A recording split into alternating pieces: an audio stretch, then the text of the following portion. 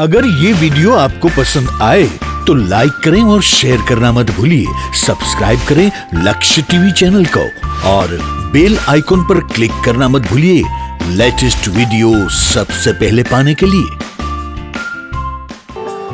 श्रवण तथा सुन रहे हो पहली भक्ति। श्रवणम कीर्तनम विष्णु, कीर्तन हो रहा है,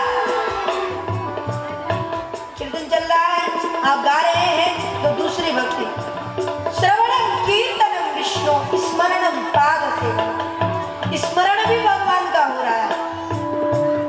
पाद सेवन मन ही मन जब आप देखते हैं कि जैसे भगवान सुदामा के पैर धुला रहे हैं, हम भी भगवान के पैर धुलाएं, मानसिक सेवा से पाद प्रक्षालन कर रहे हैं। इसलिए श्रवणम कीर्तनम विष्णु स्मरणम पाद सेवन अर्चनम वंदनम। अंत में आप आरती करते हैं, अर्चक फिर प्रणाम करते हैं, दास्यम और अपने को भगवान का सेवक समझते हैं। आत्मा भगवान को समर्पण कर दिए, भगवान से सत्य भाव जोड़ लिया है। निवेदन और अंत में निवेदन करते हैं, प्रभु अपनी भक्ति देना। 9 प्रकार की भक्ति होती है, इसीलिए आप सब लोग 9 प्रकार की भक्ति करें।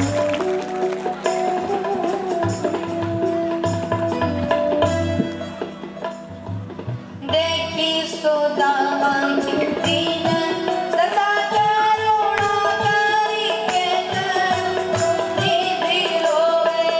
देखी सुदामा की दीन दशा करुणा करके करुणा निधि रोए। देखी सुदामा की दीन दशा करुणा करी के करुणा निधि रोए। देखी सुदामा की दीन दशा करुणा करके करुणा निधि रोए। आए माधव आयो सखा तुम, आए निकलने निकल दिन होए। भगवान पैर भी बुला रहे हैं और बोल भी रहे। सखा तुम आए कैला के दिन होए। देखी सुदामा के दीन दशा करुणा करी के करुणा निधि रोए। देखी करुणा निधि स्वयं रोने लगे। दशा करुणा करके करुणा निधि रोए। पानी पर आपको हाथ छुयो नहीं, नैनन के जल सौभाग रोवे। नैनन के जल सौभाग रोवे। नैनन के जल सौभाग रोवे। सुदामा जी के पैर कन्हैया आंखों से श्रु की धारा बह रही है, उससे ही सुदामा के पैर धुल गए। इस प्रकार ये कथा सुनाई, भगवान ने सुदामा के पैर धुले। इसके बाद कहते हैं, बोले सुदामा जी महाराज को भोजन कराया, क्योंकि हमारे यहाँ कहते हैं ना, भूखे पेट भजन नहीं हो। जब तक पेट में भोजन नहीं तब तक भजन नहीं होता। और तुलसी बाबा तो कलयुग के लोगों के लिए कहते हैं, बोले ये मन बड़ा लालची समझे ना ये गवार, भजन करने को आलसी खाने को होशियार। भजन करने को तो ये मन आलसी है, पर खाने पीने के मामले में बहुत तेज।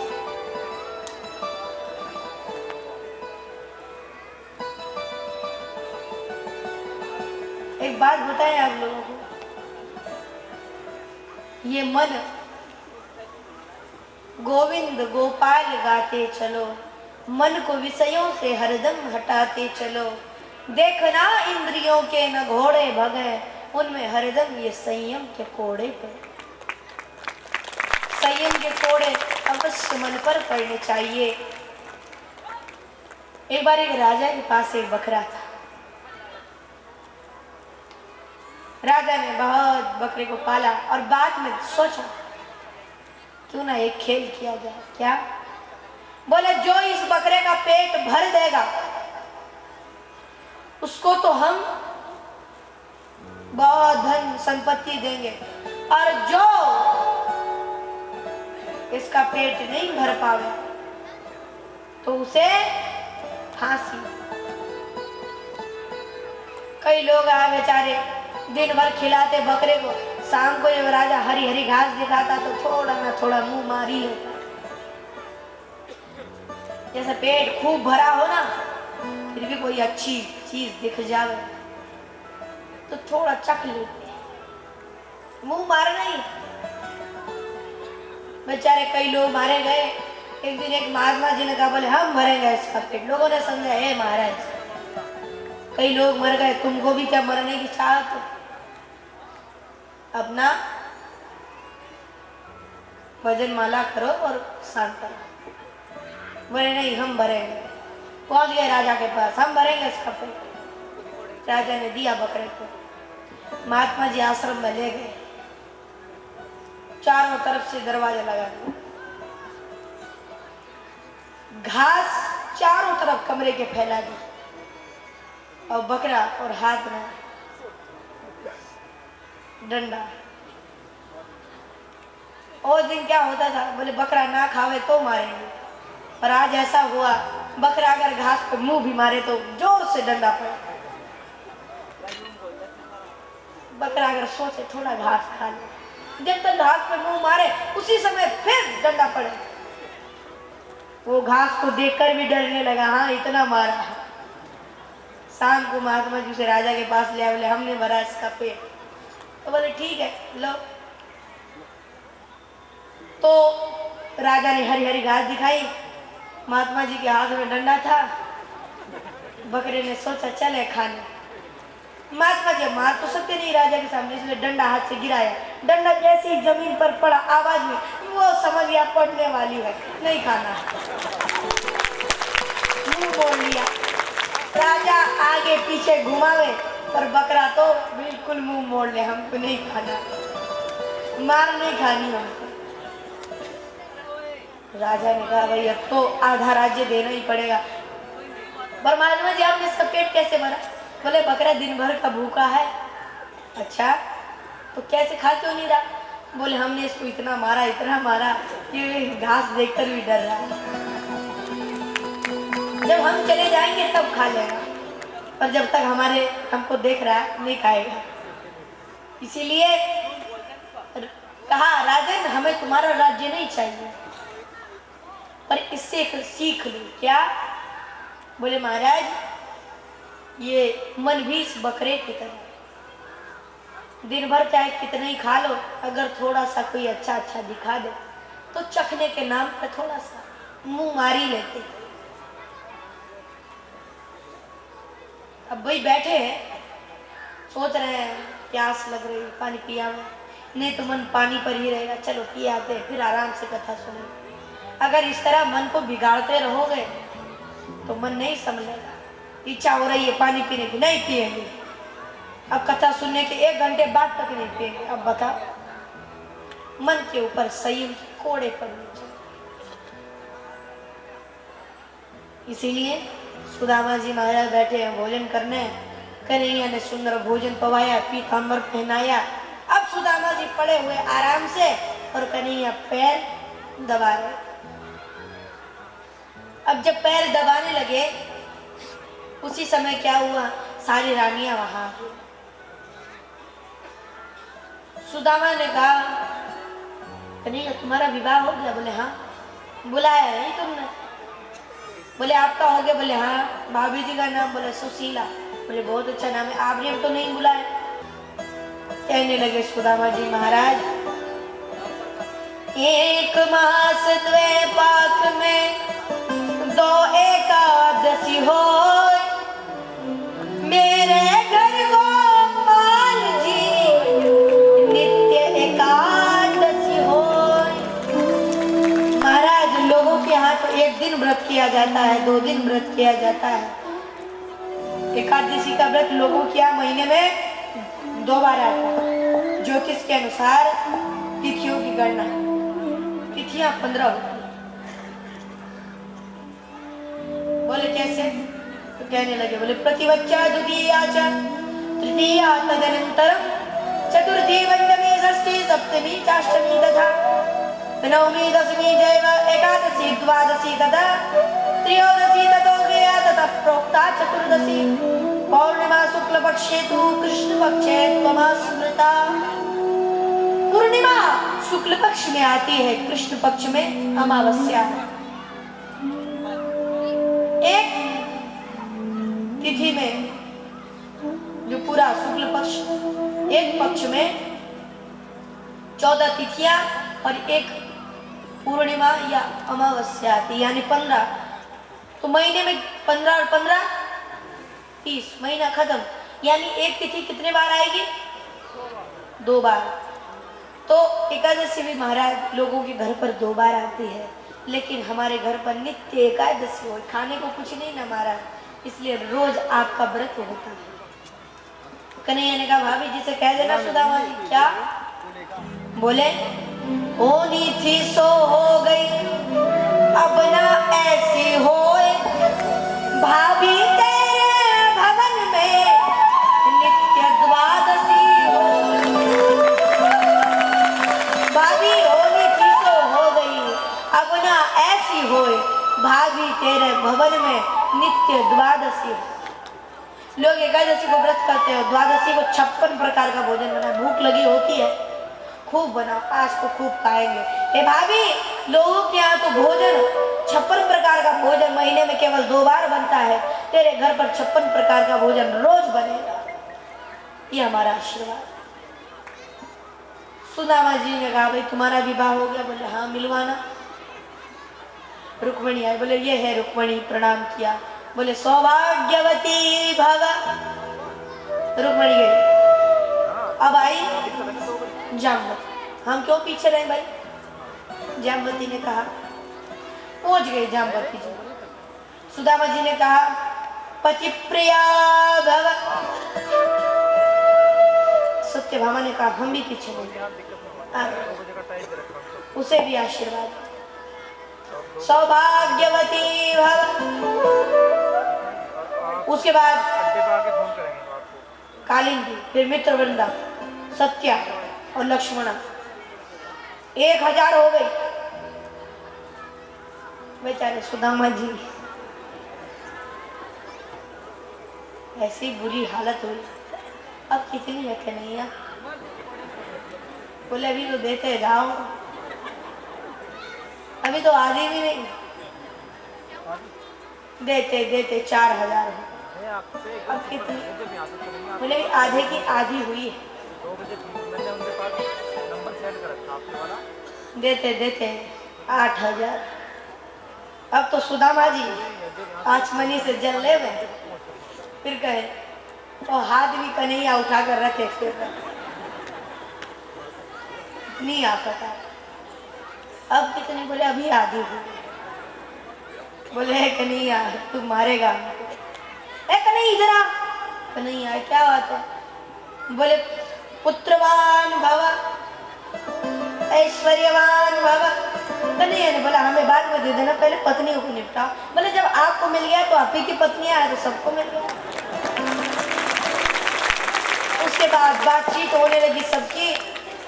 सुदामा जी महाराज से कन्हैया ने कहा भाभी ने कुछ हमारे लिए भेजा है क्या?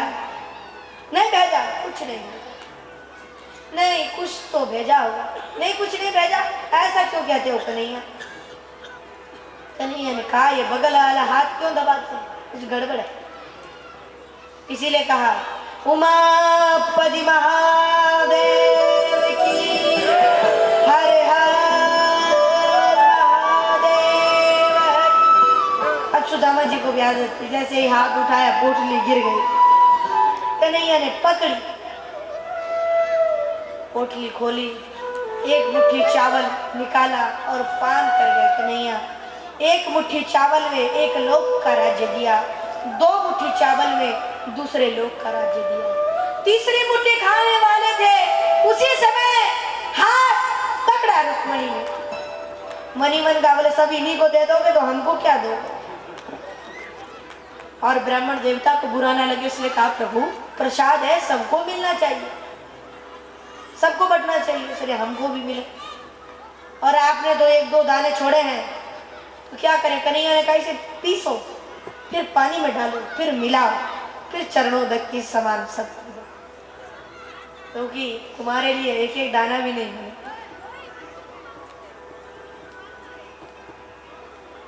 इस प्रकार कन्हैया ने, सब लोगों ने प्रसाद पाया। कई दिन हो गए सुदामा जी को रुके। महाराज चलूं? कन्हैया ने कहा ठीक है जाओ। सुदामा जी से कहा पर जाते जाते हमारा पीताम्बर तो दे दो, कि पीताम्बर भी ले जा रहे। सुदामा जी ने कहा ओ ठीक है, पर बड़ा लालची है, ले तेरा पीताम्बर। उतार कर दे दिया।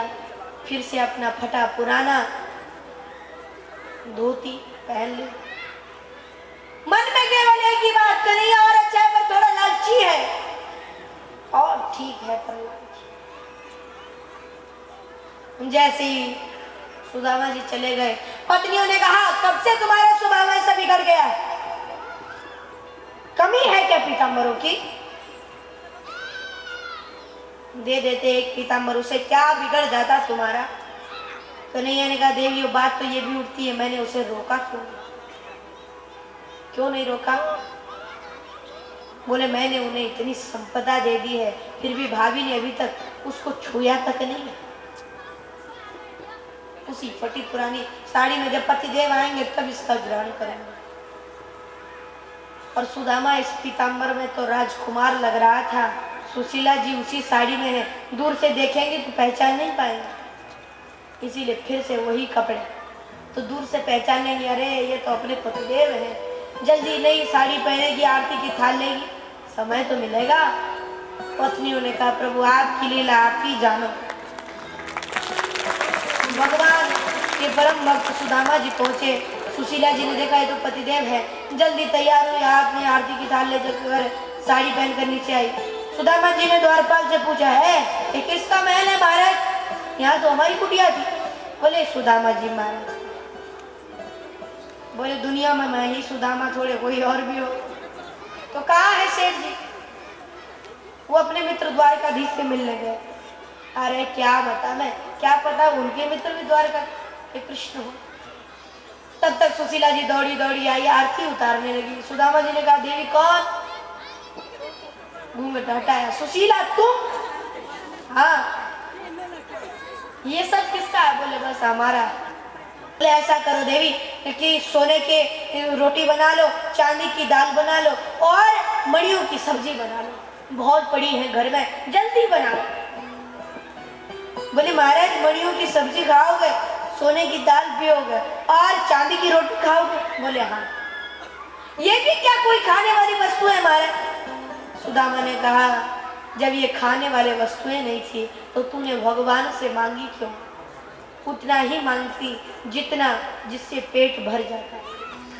मैं तो चला पर भगवान प्रकट हुए हैं, सुदामा अब तो सुख भोग ले। सुदामा जी को अपनी कुटिया में रहने लगे। तो दशम स्कंद को विराम करें। एकादश स्कंद मुक्ति है। एकादश स्कंद में कहते हैं बोले कृत्वा दैत्यवधं कृष्णो सरामो यद्विवृता। भगवान के कुल का नाश शराब पीने से हो गया। उन सब ने शराब पी और मुसलम कुल नाशनम, शराब तो पहले ही लगा हुआ था, दूसरे ऊपर से और शराब पी ली, फिर ऐसे मदोन्मथित हुए, आपस में लड़कर मर गए। इसीलिए शराब बहुत बुरी चीज है। इसीलिए कोई भाई है जो आज की बात नहीं पिएंगे, आज तो बोल दो। पीछे है कोई भाई?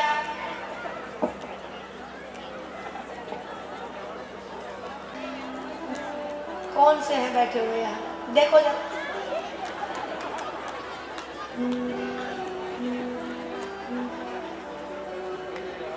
जो लोग अब तो लोगों को चाय पीने का भी व्यसन हो गया है। चाय भी एक व्यसन है। लोग इतनी चाय पीते हैं, जब तक आंख खुलती ही हाथ में चाय का कप चाहिए।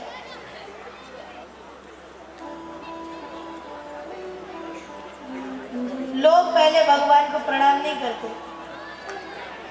पहले कहा करते समुद्र वसने देवी पर्वत स्तन मंडले विष्णुपत्नी नमस्तुभ्यं पादस्पर्शं क्षमाश्रम।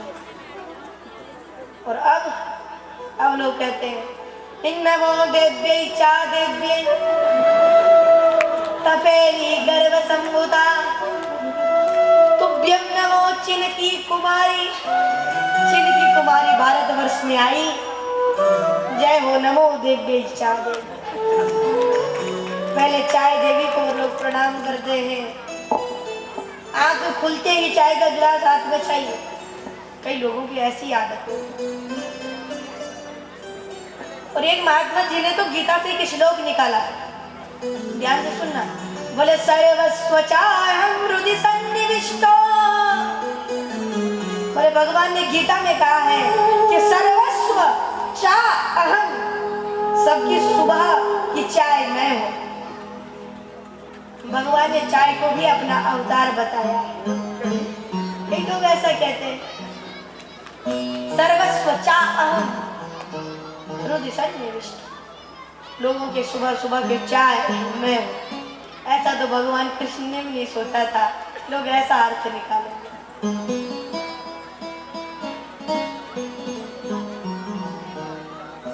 इसलिए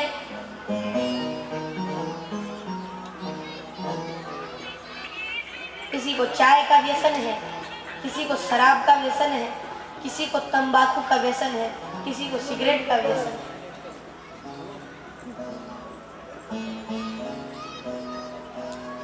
इसीलिए कोई भाई ऐसे हैं जो आज के बाद तंबाकू नहीं खाएंगे। है कोई ऐसे? आप तो उठाना जरा ऊपर, जो नहीं खाएंगे आज के बाद।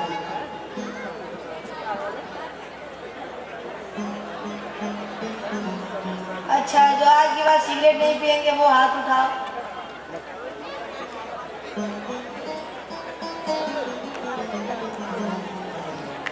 जो आज के बाद सिगरेट नहीं पिएंगे वो हाथ उठाओ।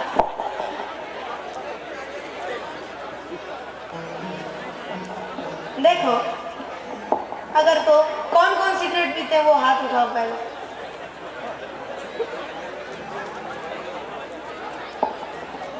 चलो हाथ मत उठाओ, छोड़ तो देंगे। छोड़ने वाले तो हाथ उठा लो।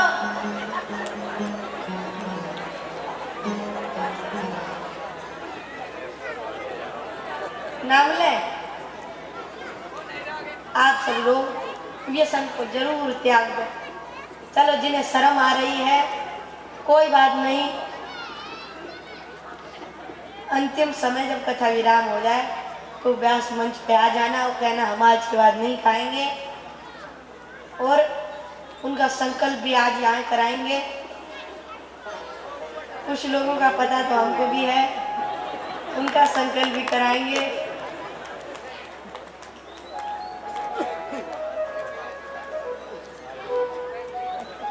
तो वो तो फिर देखा जाएगा।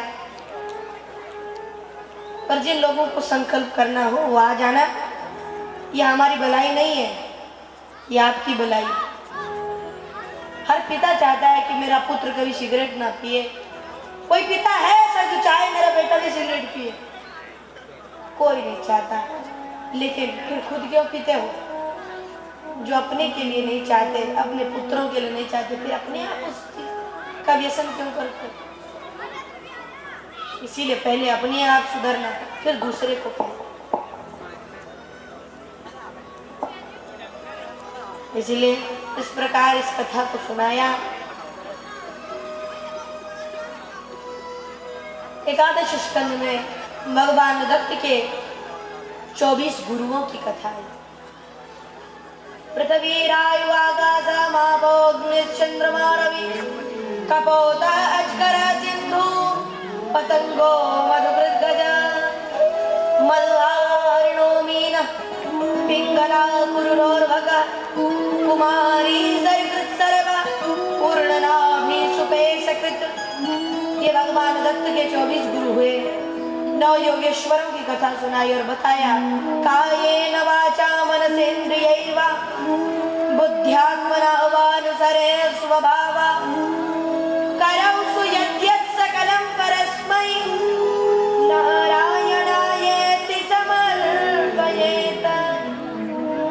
इसीलिए काया मन कर्म वचन से भगवान को अपना शरीर समर्पित कर दो, यही भगवान तुमसे मांगते हैं। भगवान तुम्हारा नहीं मांगते, भगवान तुम्हें मांगते हैं। इसीलिए भगवान तुम्हारा नहीं चाहते, भगवान तुम्हें चाहते हैं। इसलिए एकादश स्कंद को सुनाया। द्वादश स्कंद में कई राजाओं की कथा आई। एकादश स्कंद को विराम करें, द्वादश स्कंद में प्रवेश करें। श्रीमद् भागवत के द्वादश स्कंद में बड़े बड़े राजाओं की कथा आई, बड़े बड़े महापुरुषों की कथा आई। द्वादश स्कंद का नाम ही आश्रय, इसलिए अब हम लोग भी भगवान का आश्रय ग्रहण करें। आइए, बताया भगवान कल की प्रकट होंगे।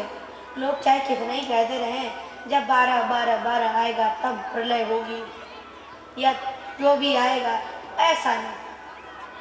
सृष्टि अभी तो बेचारा कलयुग, छोटा सा बच्चा झूले में झूल रहा।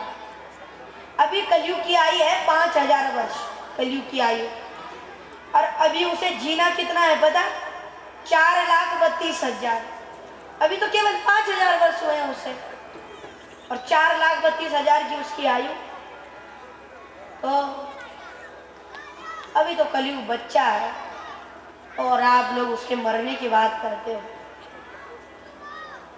इसलिए तब भगवान कल की अवतार लेंगे तो देवदत्त घोड़े पर बैठकर दुष्टों का संहार करेंगे, पापी राजाओं का वध करेंगे। ये कथा सुनाई। इसी के साथ 7 दिवसीय कथा को विराम। भागवत जी के अंतिम श्लोक का गान करेंगे। आप सब लोग भी हमारे साथ गाएंगे। अगर ये वीडियो आपको पसंद आया हो तो लाइक करें और शेयर करना मत भूलिए। सब्सक्राइब करें लक्ष्य टीवी चैनल को, हाँ, और बेल आइकॉन पर क्लिक करना मत भूलिएगा लेटेस्ट वीडियो सबसे पहले पाने के लिए।